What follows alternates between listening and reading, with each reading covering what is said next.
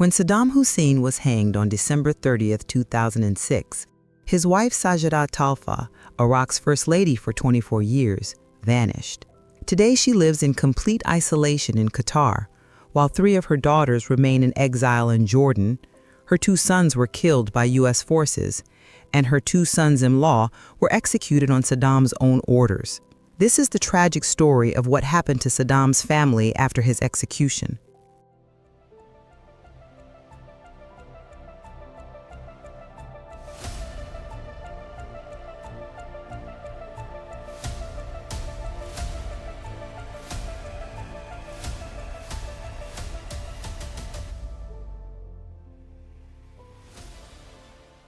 Sajida Khalfa's story begins decades before the fall of Baghdad. She married Saddam Hussein in 1958, at just 16 years old, in an arranged marriage within the family.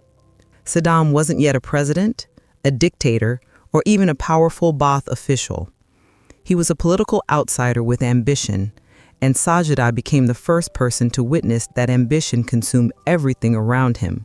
When Saddam seized power on July 16, 1979, after eliminating rivals within his own party, Sajida became Iraq's first lady, a position she would hold for 24 years. During those years, Iraq had 26 million people. She raised 5 children, Uday, Qusay, Rogad, Rana, and Hala. She lived almost entirely outside the public eye. She was respected inside Iraq for her dignity and traditional appearance. But behind the scenes, the family was already fractured. The first crack came in 1995, when 2 of Saddam's sons-in-law, Hussein Kamel and Saddam Kamel, suddenly defected to Jordan. They brought with them her daughters, Rogad and Rana, and they carried incredibly sensitive intelligence about Iraq's weapons programs. It was a disaster not just for Saddam, but for Sajida personally. But her family's tragedy began long before Saddam's execution.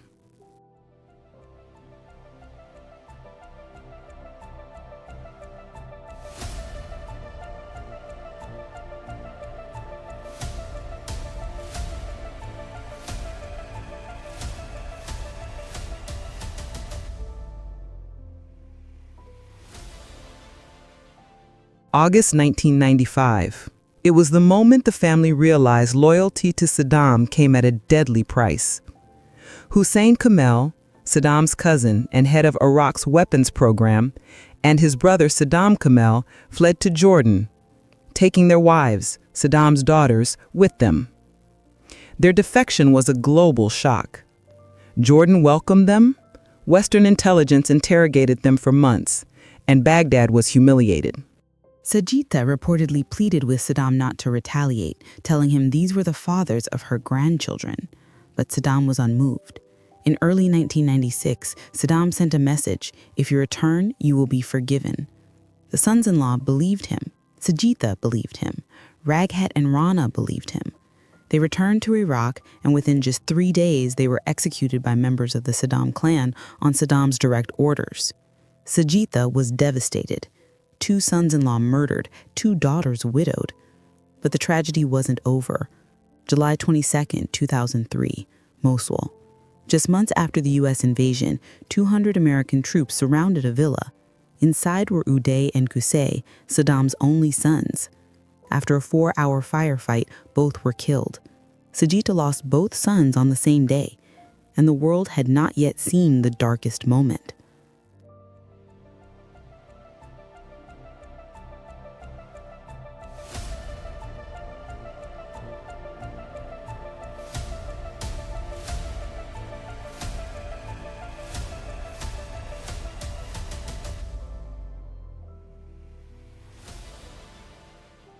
On December 30th, 2006, at 6:05 a.m., Saddam Hussein was executed by hanging.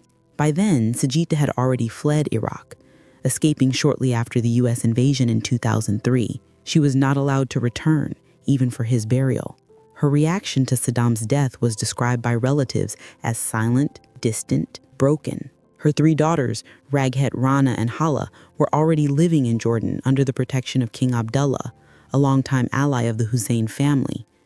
Raghead soon became the most public figure of the family, giving interviews, defending her father, and calling him a martyr. Meanwhile, Saggita began her fight over the family's hidden fortune, billions that Saddam reportedly stored in secret accounts across the Middle East and Europe. Most of it was frozen under UN sanctions. Saggita was aging, isolated, and cut off from the power she once lived within. The world saw Saddam die, but it didn't see how his wife vanished from history.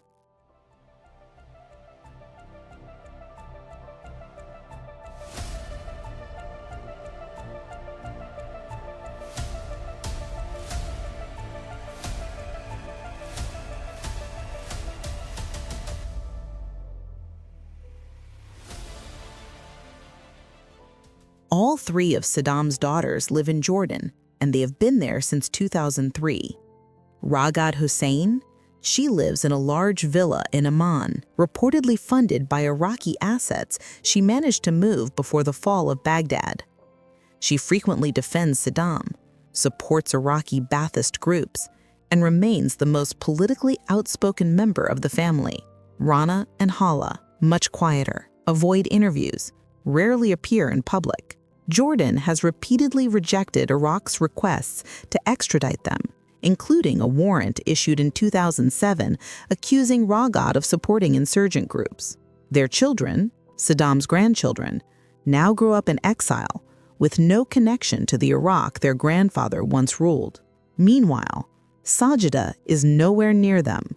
The family is split across borders, across politics, across trauma.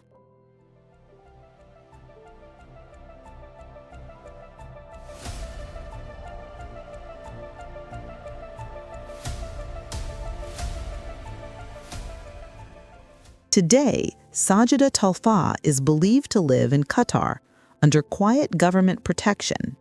She has not appeared publicly in nearly 20 years. Rumors of her death circulate every few years, including one in 2021, which the family quickly denied. She lives in near total isolation. No press interviews, no political statements, no public photographs, no return to Iraq, no presence in Jordan with her daughters. At 86 years old, she is one of the last surviving members of Saddam's inner circle. She lost two sons-in-law, her husband, her status, her homeland, her former life. From being the first lady of Iraq, the wife of a man who ruled 26 million people, she now lives quietly in exile, largely forgotten. Her story is the hidden cost of absolute power, a fall from palaces, wealth, and influence to a silent apartment in Qatar, far from the world she once dominated.